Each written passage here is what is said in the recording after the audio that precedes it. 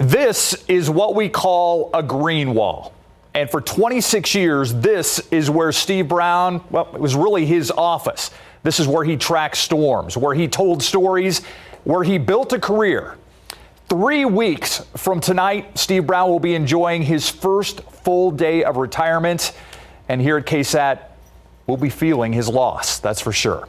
So tonight, what better way to talk to a man who has made his mark on San Antonio and certainly on this station than to sit down and have a live conversation. We want you to join us as well. Tonight's Spriester Sessions live stream, Steve Browne, the man, the myth, the interview. It starts right now.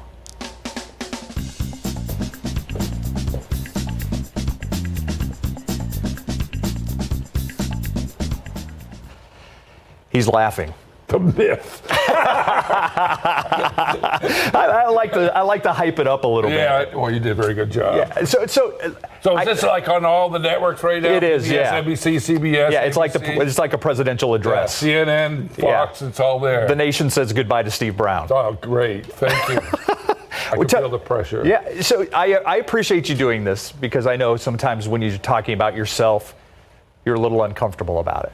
I think we all are, aren't you? Yeah, absolutely. Yeah. So that's why I really appreciate you talking. I just don't want to cry because, I actually am a pretty emotional guy. I'm not going to cry, but I'm just saying. You're saying don't make you. Don't make me. Okay. Please. By the way, if you have questions, we're live streaming this on Facebook.com, KSAT's Facebook page, and we would love for you to ask questions.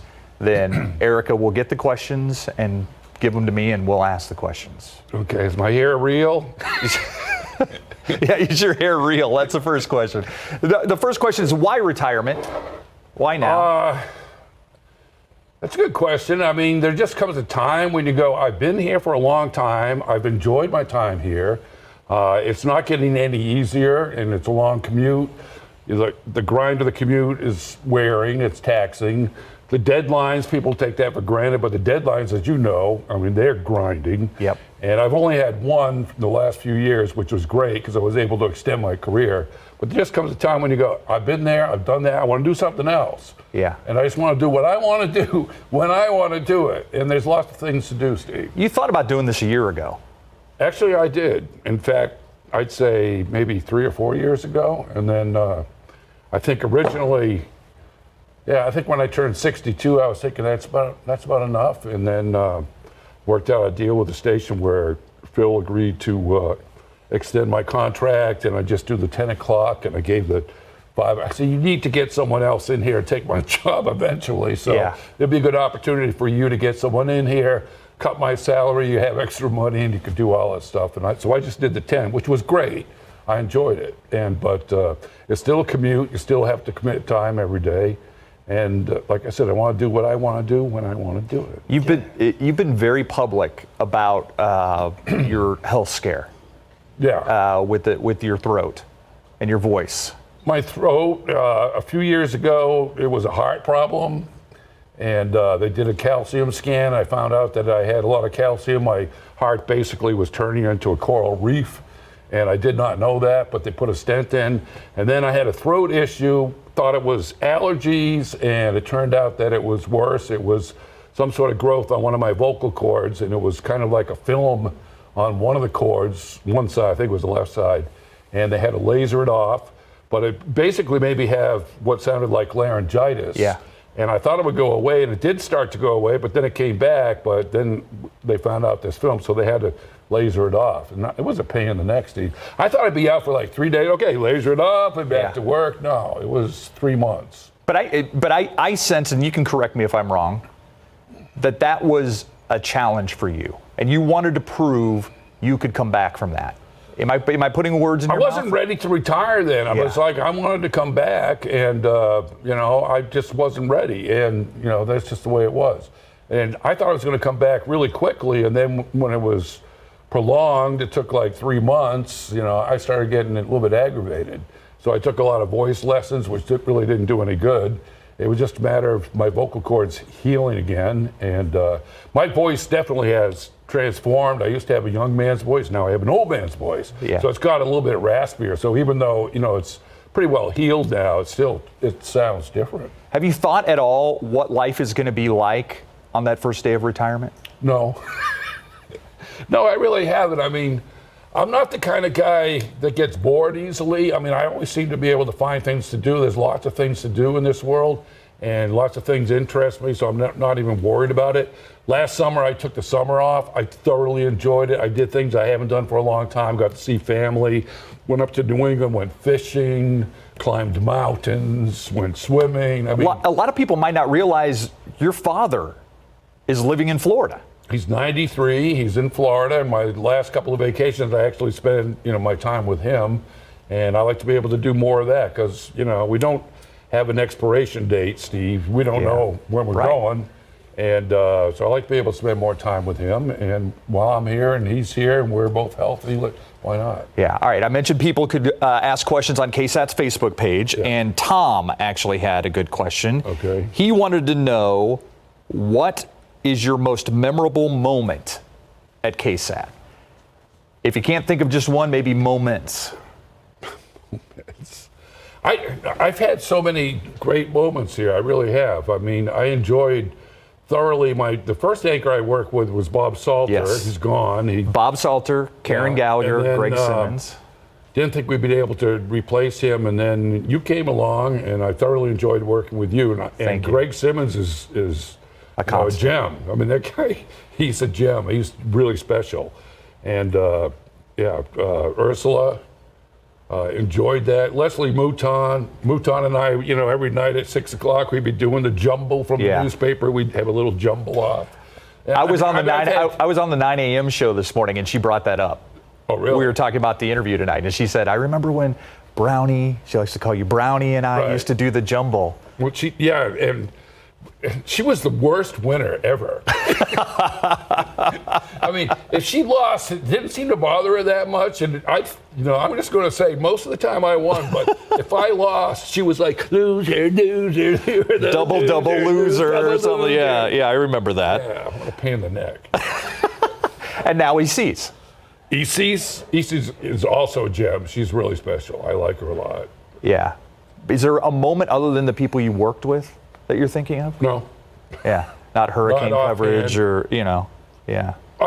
Well, hurricane coverage, I thoroughly enjoyed that. And the first time I went, Jim Boyle was our news director. And I said, Jim, I'd love to go to the hurricane. I can't remember which one it was. And I think it was Lily. And so I said, it's supposed to go in close to the Louisiana-Texas border. It's not going to hit San Antonio, so I really don't have to be here in San Antonio covering it. I like to go there and cover it. He was like, I don't know.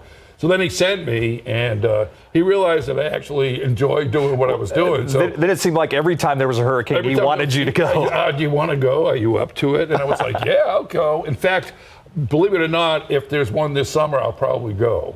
Yeah. Even though I'm not working. I believe it. Yeah. And that kind of leads into a question that we have from one of the viewers, Tina. Tina says, what are you going to do on your retirement? Well, like I said, I'm going to do more of what I want to do when I want to do it, but I do want to visit family.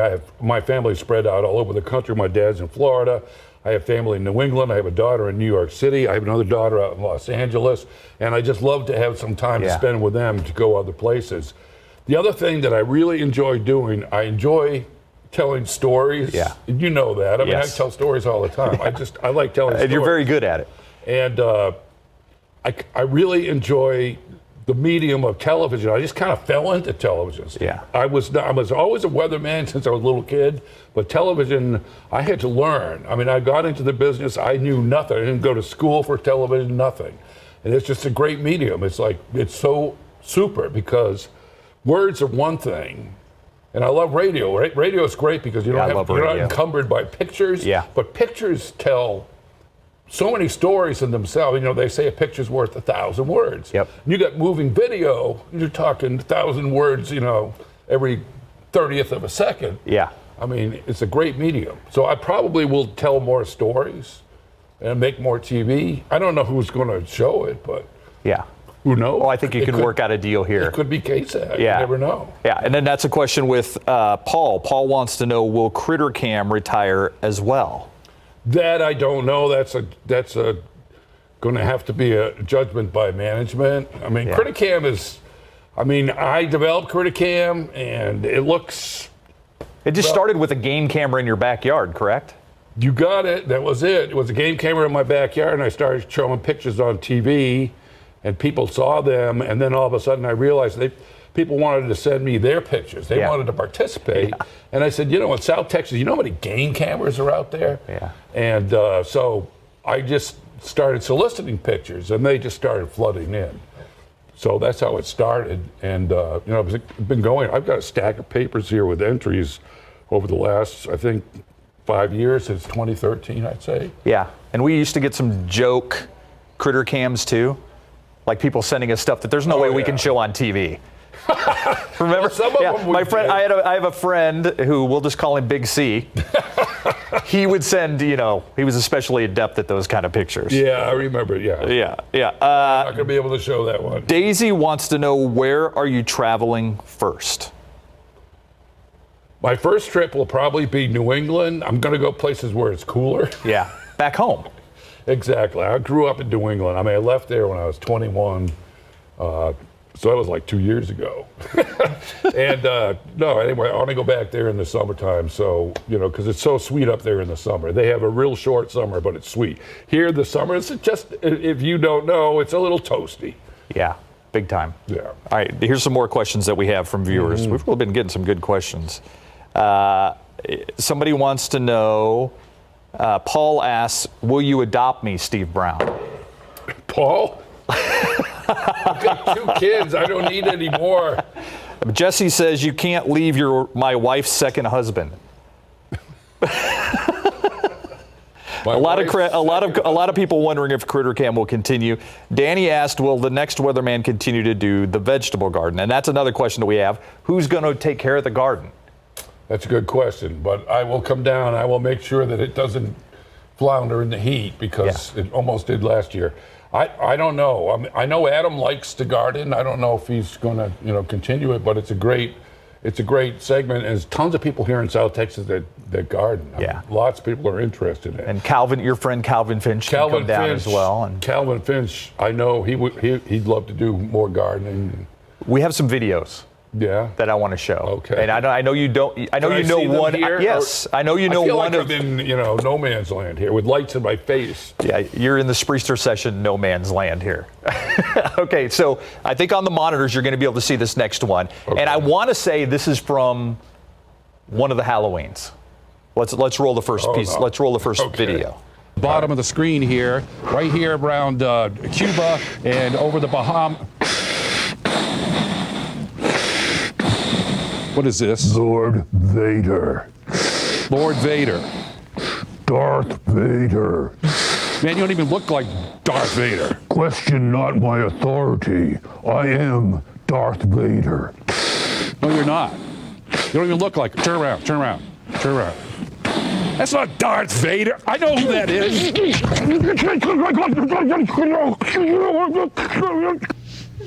It's not Darth Vader. Demasked. This is. What's up with that? Oh. I just, old man, I'm trying to have some fun on Halloween. Jeez. The grumpy old man. I told him I don't want to see him on my show anymore. Not on this. Look at that. That doesn't even look like Darth Vader. I think I heard a young Steve Spriester in the background of that one too, saying you unmasked him. Yeah, well, I forgot all about that one actually. So where did you come up with these ideas? I just have a weird mind, Steve. You won't believe the dreams that I have. No, I do. I just come up with things in my mind, and it was Halloween. It was time to do something fun and special, so that's what I came up with. That's funny. Somebody wants to know, will there be a Steve Browne Boulevard or a Steve Browne School? Ask Nelson Wolf. He got a stadium. I don't know how he did that. He's still alive. Well, I always say that. I always say that you and Greg Simmons should have a school of overacting. The Simmons Browne School of Overacting. I don't know what you're talking about. I think that would be an awesome thing for you guys to go into maybe in retirement. So, do you have a favorite skit? No, actually, so that's my new favorite right The one that we just showed? Yeah, whatever I just did is always my favorite. Yeah. So, yeah, I forgot. Actually, I forgot all about that one. Yeah. And I've done a number of them. We showed one the other day with Pop. That was one's 21 coming years up. ago. You talk about overacting. That was horrible. Well, we're going to see it in a little bit. But I mean, so you're from New England. You worked for AccuWeather. Am I right? I worked for AccuWeather. It was my first, well, up to my second. My first job was at a radio station on Cape Cod, and I worked there for like a winter. And then I went to AccuWeather, and they were out of Pennsylvania. That was probably the greatest 3 years of my career. I didn't get paid very much. It was awful. But I got to do the weather, and I got paid for it. And I talked and lived and breathed weather 24/7 with some of the best weather forecasters in the country. And so that's all we did all day long for 24 hours a day. I mean, it was special. And I learned a lot. I forecast, for stations all over the country: Chicago, Houston, Syracuse, Boston, New York City. Yeah. You better know how to talk if you've got that gig.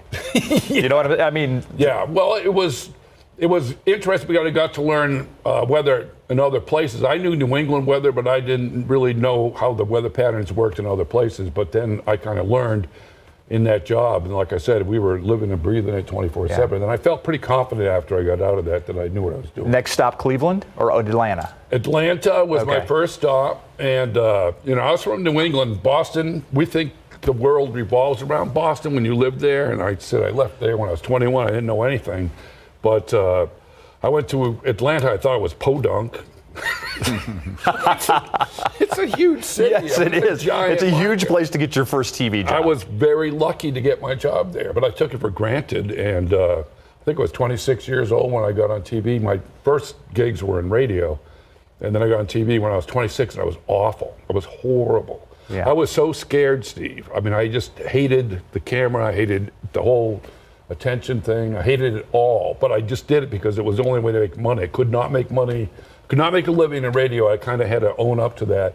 And I saw the only route for me was to go on TV, get your face on TV, go out there and do it, face your fears. Yeah. There's nothing to be afraid of. And from there, Cleveland. I did Cleveland for 4 years. Yeah. As I said, as I slid down the banister of life, Cleveland will be a splinter in my behind. Okay, so I guess we know. Know about Cleveland. I just trashed them. I didn't mean to do that. Yeah. But the station was not the best. I'd like to say this isn't live. Don't worry about it, but yeah, it is. It's gone. Well, they fired me. I got that speech, Well, okay, the speech you hate. The speech where, hey, Steve, we need to see you in the boss's office. Okay. Yeah, hey, good to see you. We're going in a new direction. Really? What's that? Yeah. Without you. Yeah, that's never a good one. I got that speech in Atlanta. And in Atlanta, we worked really hard. I had a great crew. I worked with some super anchors there. And this is the thing about this job. You're only as good as the people you're surrounded by. And when I was in Atlanta, I was surrounded by some super good people, and we became number one. Yeah. And then when I came here, I realized, man, I got some super good people here too. And we became number one. It's never one person. It's like the whole team has to work. It's a chemistry thing. Yeah, big time. And, like spokes on a wheel is how I always put it when you're putting together an anchor team. Yeah, and so I was just lucky that I fell into this. This deal was, I was surrounded by really good people. All right. Everybody was good. So that leads to Robin, who wants to know if you're going to continue to live in San Antonio. As far as I know, I mean, I can't predict the future forever, but That's the plan. now, Yeah. Melinda wants to know what your favorite memory of Bob Salter is, somebody that you and I both worked with. Yeah. Both were very fond of.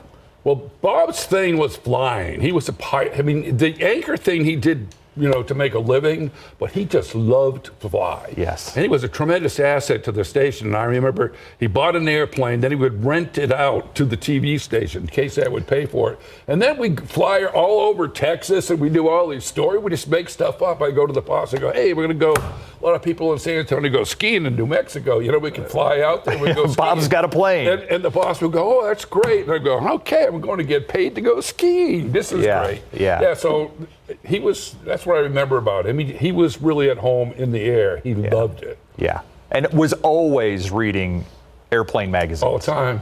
Yeah. He would listen to one weathercast because we did the 5, 6, and 10. At 5 o'clock, he'd pay attention because the weather doesn't change that much between 5 and 10. And then at 6 and 10, he'd have his head in his little manual. He'd be reading, latest manual. Yeah. I think when he took his test, he got like 100 on it.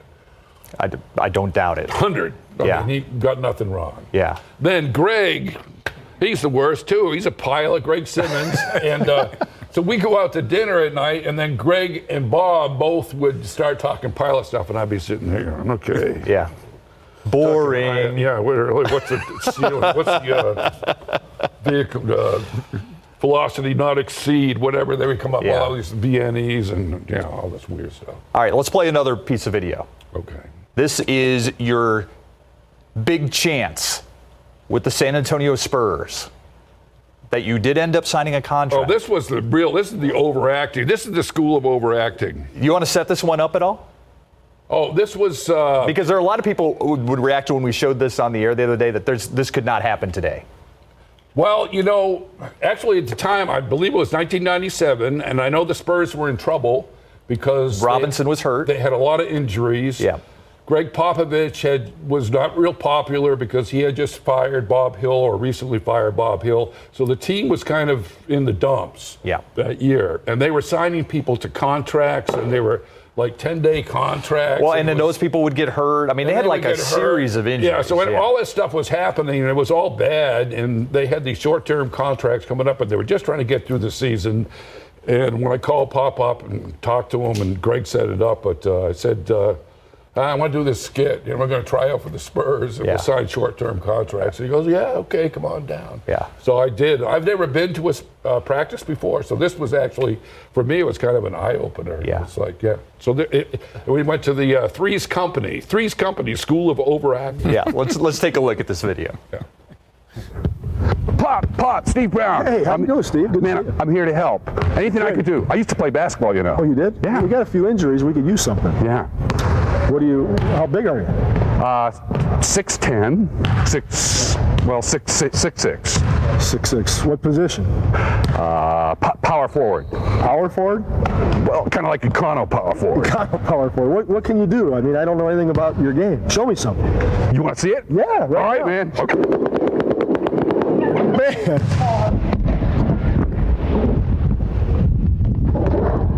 Three-pointer. Yes! So what do you think, Coach? What do you think? 10-minute contract. Got it all ready for you, and I signed it already. All right. Well, this is short term. Why don't you sign it? Okay. I can't believe this. The NBA. What do I do now? I want you to go work with Sean Elliott. Sean? You got it. Okay. Sean, I made the team. I know. I heard. Congratulations. Aren't you supposed to be 6'6"? Well, if I'm on my tippy toes, bounce around a little bit, that counts too, doesn't it? I guess so. Well, you ready? Yeah. What are we gonna do? All right. Well, let's try some bounce passes. How's that? Okay. Do bounce pass. Nice and easy. Yeah. Okay. Oh man. I can't. Okay. Man, I can't see. I don't think I can play, Sean. That's okay. There's a lot of that going around. Next. Oh, go. I'm ready. Ready to go, sir. What am I going to do with him? Yes, a prime example of the school of overacting, and a good time to bring in Greg Simmons, who has a little different outfit on than he did that night. So, fellow overactor. Yeah. I mean, you guys have worked together the whole entire time you've been here, Steve. Yeah. Yeah. Well, Greg started. I mean, I started in 92. You started back in the 50s. 56. we joke he turned the power on at KSAT. Almost. So, yeah. I mean, what's your favorite memory of Steve? Actually, it's really funny because Steve, I think, was just being Steve. I don't think he was doing anything. He started walking in to get coffee. We were shooting a promo for Instant Replay, and we were using the mascot for Rampage, Turbo. This. And the shtick was Turbo was mad because the vending machine had eaten his money, and so he was ready to start pounding on it. Yeah. And Steve just nonchalantly walked in. I don't know if he even knew we were rolling. He was getting his coffee and kind of looked over at the camera like, what's going on here? Yeah. And then he looks over at Turbo and he kind of makes T-Bone. T-Bone, that's it, Turbo, yeah. T-Bone. And I turn around and Steve gave this kind of wry look like, well, okay. And then he just walks off. And as soon as he walks off the set, T-Bone breaks the glass. Yeah, I remember that. And that was not planned. Yeah. That was by accident. And to his credit, he walked it off. He just kind of tippy-toed off like he didn't do it. And then Steve was just kind of out there side going, okay. So the next day, we're all in fear that we're all going to get fired because T-Bone broke the glass, and Jim Johnson was our manager. We thought, that's it, we're all fired. Yeah, I remember. He thought it was hilarious. He loved it. When we showed it to him. And Steve, by the way, wasn't even planning on being. I think he just walked in to get coffee. But that's what sold it to me. I remember exactly what you're talking about because we were all anchoring together at that time. Was Browne making his coffee like, oh, T-Bone does this every day. I'm he's just here. always in the vending room. We always have mascots in here. It's crazy. This is just part of working here. And then he breaks the thing, and the mascot's reaction when he broke it, because he wasn't supposed to break it. Was not supposed to just break like, it. You know, if I had known that it was going to happen, I would have ruined it. I would have totally overacted. Exactly. I would have come out and go, oh! Instead, I'm just going, what's going on? What is, every day we have a mascot in here. It's not bad. I marvel at both of you guys' ability to, whether it's a big sports event or a big weather event, to capture the moment, to talk about it, to capture it. What is the worst weather event you've ever covered? The worst was, well, the flood of '98 was awful. That was, a horrible event. And 2002 wasn't much better. Any picnic. No. Yeah. So some ice storms in the past. But I'd say those floods stand out. And one of the worst moments I ever had, we were covering severe weather one night, and we had tornadoes southwest of San Antonio, and someone yelled on the I remember that. I remember that night. We had a funnel cloud on the city cam. Over downtown. Downtown, and I bought it, and I was looking at him and go, oh my God, we have a funnel cloud over. This is a tornado. This is live, folks. And I'm looking at it and I'm going, it's not a funnel. It's a water drop. And I think you and I realized at the same time, Pretty fast. that whoever was telling us there's a funnel cloud over downtown San Antonio was mistaken. Right. Which, it happens. I didn't make a big deal, but I did hear later that the guy did not own up to it, and they blamed it on me, and I was like, okay. Ask Spriester, he heard it too. Yeah. What is there something other than the floods? I mean, something that you've been a part of that you've just marveled at the majesty of Mother Nature? I'm guessing in the middle of a hurricane, a blizzard, that kind of thing. Well, they're all special. The floods here, though, are just the '98 flood was just unbelievable. I mean, I've never seen it ever. I've seen heavy rain before. I've never seen it rain harder than that. And we had like 3 rounds that day, and the first one was early in the morning up in my area, and we had like 5 inches that first one.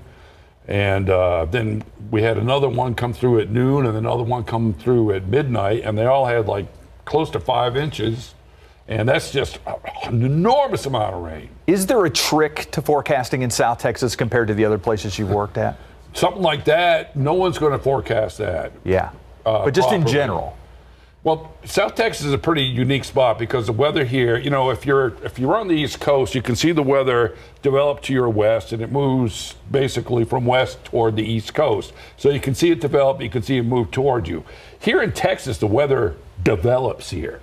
I mean, it basically develops in the San Antonio viewing area. And we live in a real unique spot because you go 200 miles east of here, it's swamps. You go 200 miles west of here, it's desert. Yeah. And we're kind of stuck in the middle, and the weather here shifts back and forth. So we get these squall lines that basically develop over the hill country or over San Antonio or just to our east.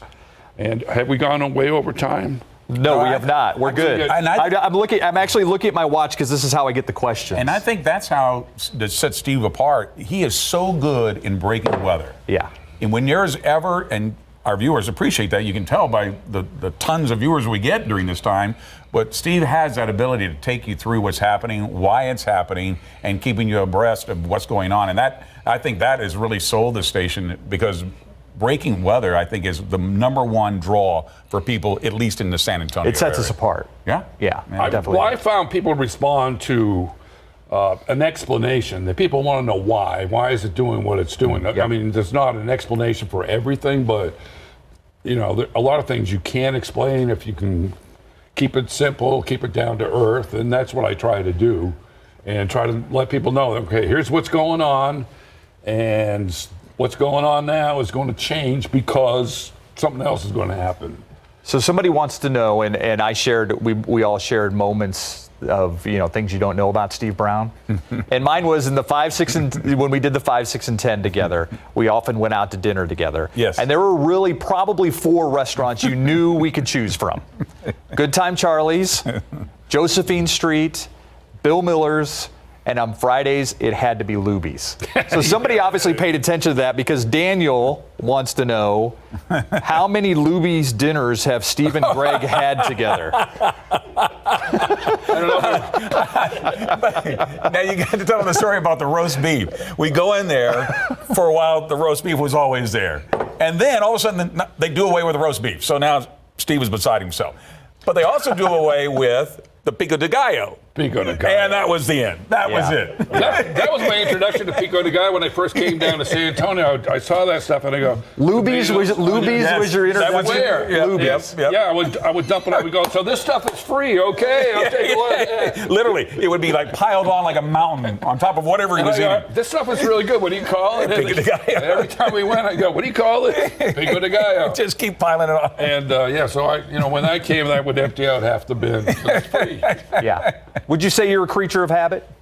I'd say so. I mean, But you know what? I don't want to put words But in you your know mouth. what? There was some method to our madness. Number one, I mean, you're right. It had to be reasonable, because Yes. going out to eat every single night, I don't care how much money you make, it adds up. pretty Oh, yeah, quick. yeah. Number two, it had to be reasonably healthy. So you had to be able to pick and choose Right. things that are Yeah. not going to let you die of a heart Yeah, attack. Let's see, right. Greg and I have grown up fast. I know. Look how We're not dead yet. you guys are really living ads for Luby's. I just want you to know that. What's so funny about it is also had to be close. Well, that's the biggest. That's the thing. It's like there's a certain parameter that we had to stick, because I mean we had We're downtown. We couldn't be away for that long, especially Greg on a Friday night. Yep. Which is great for Luby's. and we were joking the other night about how Greg Simmons is very his manners are on par. Mrs. Simmons did a good job raising Greg, because everybody who comes up to him while he's eating, he'll get up, he'll shake their hands, and Steve and I are over there like, this is getting cold. I'm not waiting. I'm eating. Yeah, it's good to see you. Hi, how you doing? Greg starts a conversation. So Greg is the best. I mean, when people come up, because they're excited to see the people they see on TV, so they'll come up and say hi. Greg always gets up and, hi, how you doing? He leaves. His food's getting cold. I'm sitting there going, hi, nice to see you. And they always, sports is one of those things that everybody wants to talk about. And so that's a sports guy, Yeah. My favorite question always is, who won? Pick a game. Yeah, what game? Pick a game. Yeah. So how did the Human Tuba begin? I don't know. Actually, it's one of those things I would do, when people hum Christmas tunes, and that's the way I would do it. I mean, instead of humming it, I would go, woo, woo, woo, woo, woo, woo. And I just was doing it, and I go, it'd be funny. I could do the Human Tuba. And that's how it started. Well, and I think some people think it's like a serious thing. Like, oh, he takes it's like, no, it was always a joke. No. And that's the thing about Steve that sets him apart from most people on television. He knows there are going to be times where the weather is going to be the same, always, especially in July and August. Not going to change much. Yes. So he makes television, and that's the whole key. He gets it. He understands what television is about, and he can draw you in and hold you in as a viewer, and that's what he does. I mean, he's a great meteorologist, don't get me wrong, but he's also a TV person. Well, and when you're talking about storytelling, I mean, and that's why I said when we started this thing, you are someone who told a lot of stories in front of that green wall over there. Oh yeah. I mean, you're gonna be. You're gonna take a little. You're gonna take a little patch of the green wall. I was going to say, just take the wall with him. Take the wall with him. Just have it at home. The original bosses we had, Jim Jocelyn and Jim Boyle, they're the ones that hired me from Cleveland. And Jocelyn said to me, there's 1,000 people out there that I can hire to read temperatures off a TV screen. That's not why I hired you. And I went, yes, sir, Mr. Jocelyn. And so then I would go out and I would do something stupid. I would consider it stupid. Like we had ragweed season, so I go out in the ragweed patch with a chainsaw and I play, some dramatic song in the background. Right. And I'd be cutting down the ragweed before we went to the break, and we like that. Keep doing that. It's great. And we were, at the time, we were basically tied for number 3. And there was a dominant station in town. They were dominant for years. They had like a 30-year run. And we needed to get noticed. I mean, how do you break through the clutter? It's worse now with all the stuff, this is internet, cable. There was only 3 or 4 stations there, but there was one that was dominant, so we needed to get attention. Do something different. So they encouraged me to do it and do more. So that kind of just unleashed me. It's like, oh, really? Oh, you haven't seen anything yet. All right, speaking of that, this has got to be my favorite episode of Human Tuba. Let's roll the video. Oh yeah, now I can feel the cave heat. The cave expands into a series of large rooms. It's like we're inside the intestines of the earth. The largest room offers an opportunity for a sound experience 100 feet underground. Y'all ready for this? Let's do the Human Tuba.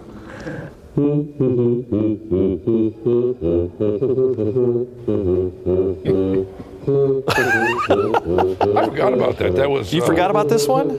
Yeah, I did. Steve, I've done hundreds of them. I did this. I believe this is a cave without a name. I think. Oh, I thought that was Natural Bridge. It's not Natural Bridge? No, I think it was Okay. Cave Without a Name, and it's coming back slowly. It's all coming back. I've been there a couple of times, but Yeah. that was special. All right, Isis Romero is with us now. She's going to join us and I have to show everybody really quickly. This is deceptive because I'm wearing heels, but this is what Steve and I have to do. this is real life right is here. Real life. Yeah. Yes. Yeah.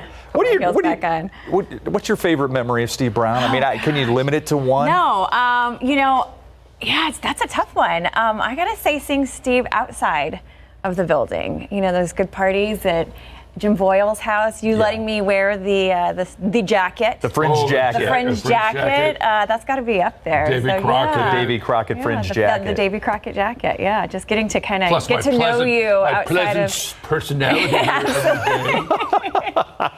Absolutely. Never the grumpy old man around you. Yeah, never. Unless you put the hair thing on, and then you're the grumpy old man. Exactly. Yeah.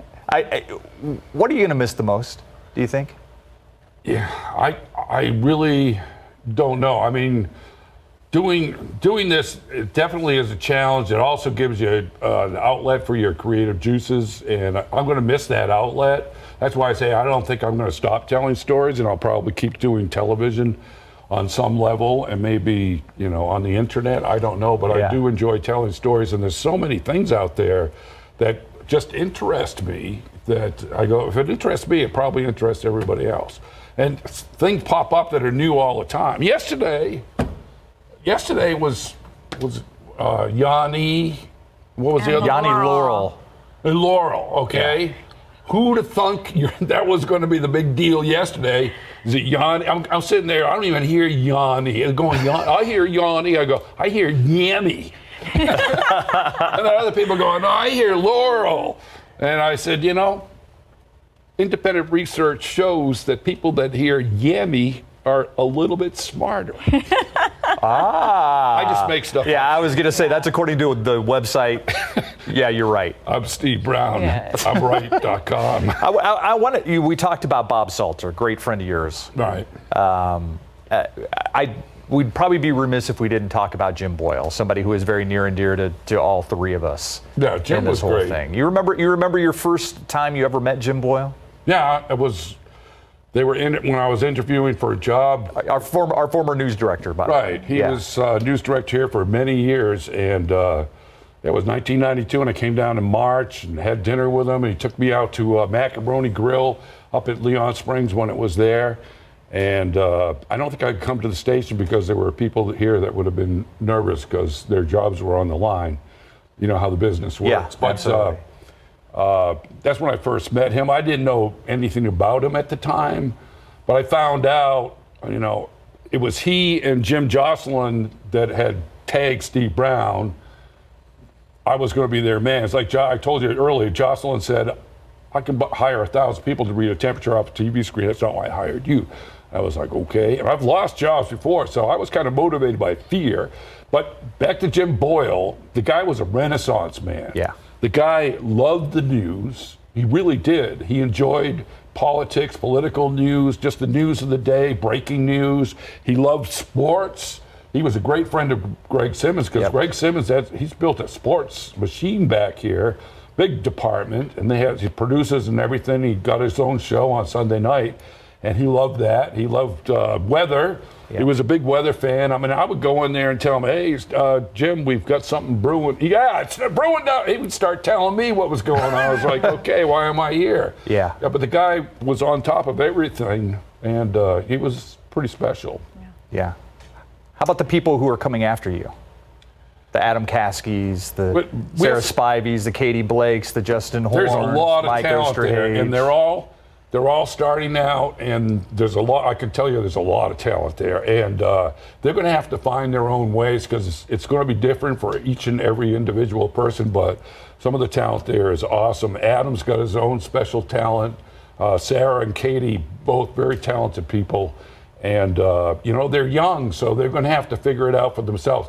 What worked for me is not going to work for someone else. You can't be the next Steve Browne.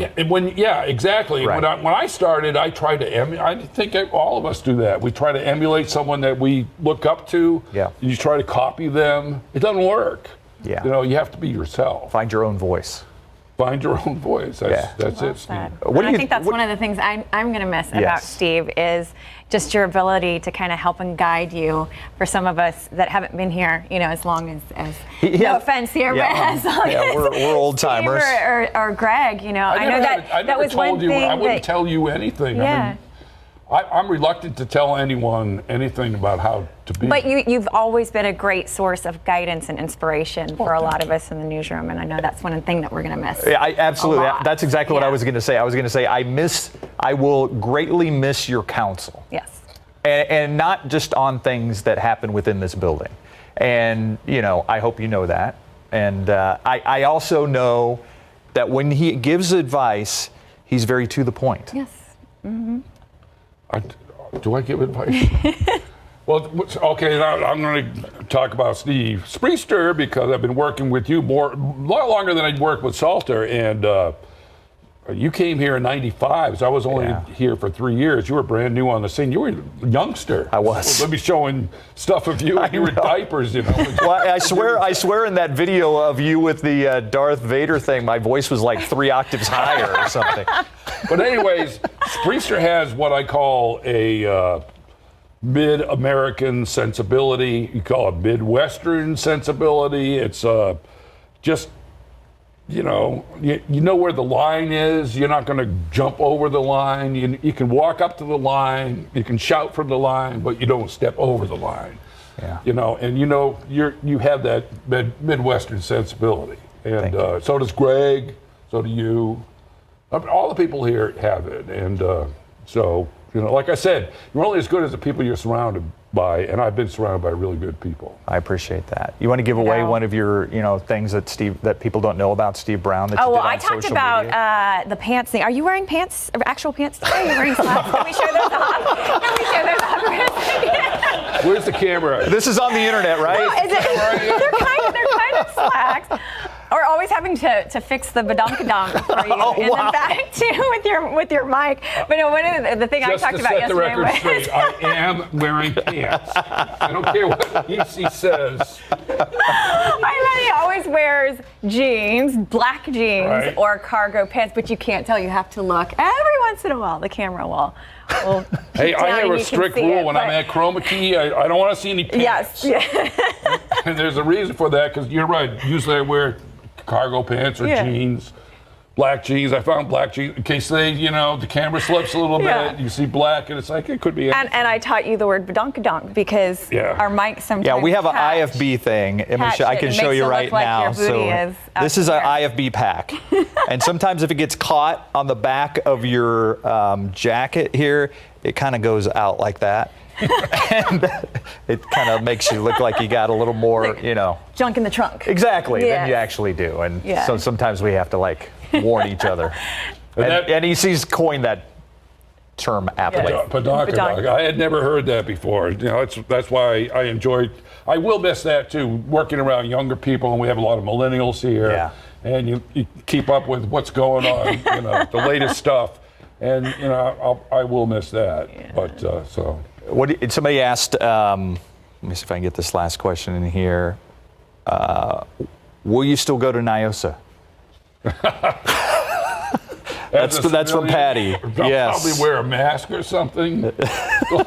I go down there now, and it's just you're totally swamped with people, and it's so many people down there, and it's nice to be recognized and all that stuff, but it just gets overwhelming. It really is.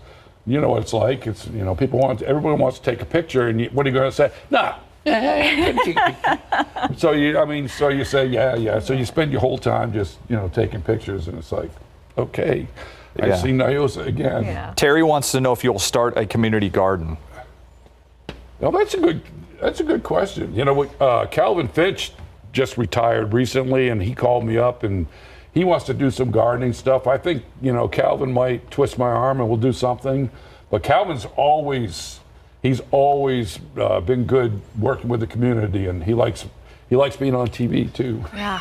I just got a text from a good friend of ours, Brett Baker. Okay. He used to be sports hi, producer. He says he's watching from 1,000 miles away. Wow. His memories of 13 years at KSAT are incomplete without Steve Browne in the newsroom and studio. Through the good parts and the bad, he always had what was best for the viewers in mind, a lesson for us all.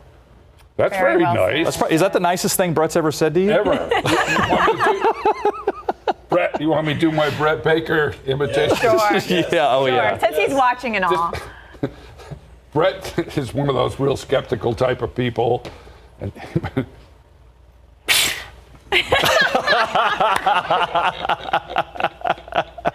did you get that, Brett? Yeah, I'm sure he's in Lincoln, Nebraska right now, and I'm sure he got that. So whatever. One last question, of course, unless it leads to another one here. But have you thought about your legacy? No. What would you like it to be? How would you like to be remembered at KSAT and in San Antonio? Steve Browne.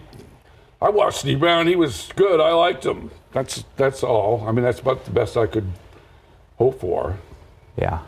Well, I think it's that and more. I mean, I think you're selling your legacy short. And I have to say, Steve Browne has a great sense of humor. He has a great sense of humility too, because when we were talking, I said, okay, I'm thinking we can go from 7:30 to 8:15, 8:30, something like that. And he's like, what? You think people are going to want to talk about me for that long? What are we going to talk about? And I'm like, I could go 2 hours on this thing. So, I mean, just the number of questions that we've received tonight. I just got another one. Javier says Steve should be the next Grand Marshal at Fiesta. I think that'd be awesome. I'm for that. I think they did weather people as Grand Marshals in one of the Battle of Flower parades, and it was one of the few parades where horrendous thunderstorms.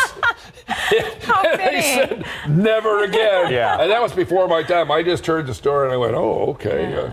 Wow. I guess they won't be inviting us down there. Yeah. So if you're telling people goodbye, last time on the air at KSAT, have you thought about what you're going to say? No, just thank you. I mean, anyone that's watched me obviously has super taste. Excellent taste. I mean, there's so many choices out there, and I'm real proud and happy that they came here and watched us, and we had a great run. That was, like I said, when we came here, we were, basically tied for third place, and we were up against the juggernaut, and now KSAT is the juggernaut, and so you guys are going to have to carry the torch into the future. But I mean, things have changed so fast. There are so many outlets now. And when I came here, even then, it was basically, you had ABC, NBC, and CBS, and public, that was it, and maybe a UHFer. And now it's like 1,000 cable channels. and probably And the internet. 850 of them I don't want. Yeah. And the internet is, taking over. That's doing its own thing. So competition is pretty fierce. Well, and then just the technology weather-wise. Technology, the technology has gotten better, but we've had radar since I've been here. We had great radar. We had computer, helping us. But some of the stuff now that we get on the internet, I can get at home that we didn't even have in the weather office back in the early 90s. I mean, you can get it at home. Anyone can get it at home. Some of the computer models that are available to anyone. So there's probably kids out there that want to do what I did. And, I want to do that. And first of all, I'm going to tell you, it's going to be extremely difficult because the competition is fierce. Yeah. But, there's so many avenues now to learn about meteorology on the internet at home, and you should take advantage of those. And then beyond that, I would say to them, get in front of a microphone, practice your craft, tell your stories, get in front of cameras anytime you can, because this is not a natural medium. I know, over the years I kind of got used to it, but I mean, talking to a television camera is kind of like talking to a refrigerator. So if you want to practice, talk to your refrigerator. Hang a little magnet up there. And if it talks back, you need help. You're in trouble. But I mean, really, you can think about it in one way. Our audience at 10 o'clock, I don't want to make you nervous next time, but we might have 100,000 homes watching. That's, over 2 people per household. So you're talking maybe 200,000, maybe 250,000 people. You take the AT&T Center, fill it to the rafters, it's 18,000. You're talking 250,000 versus 18,000. So when you're doing the news, you could be thinking about that 18,000 people just looking down at you at the AT&T Center. Just multiply that by 10. And that's how many people watch it. But what you're really doing is you're talking to 1 or 2 people sitting on a couch. That's it. That's what you're doing. It simplifies It's just been multiplied. Yeah, simplifies it. I had a friend of mine who said that her wife, she said that her husband, whenever weather was coming in, wouldn't believe it until he heard it out of Steve Browne's mouth. Then he knew it was valid. So I just want to thank you for what you've done for my career, for the station in so many different ways.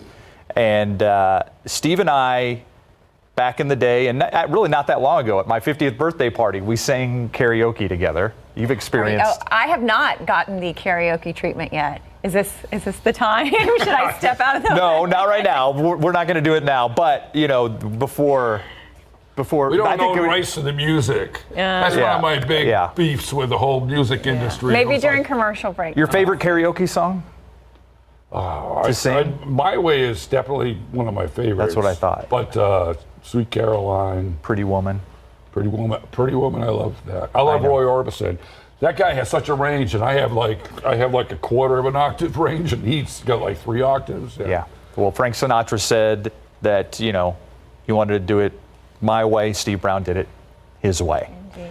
Thank you to everybody that's watched this live stream and taken part in this conversation. Thank you, Steve Browne, EC's, Greg Simmons, all the people behind the scenes that are a part of the Spriester Session team on the web and, of course, on Facebook. We'll see you on the Night Beat at 10, June 6th. June 6th, last day, D-Day. D-Day, Steve. All right. Thank you all for watching. Okay.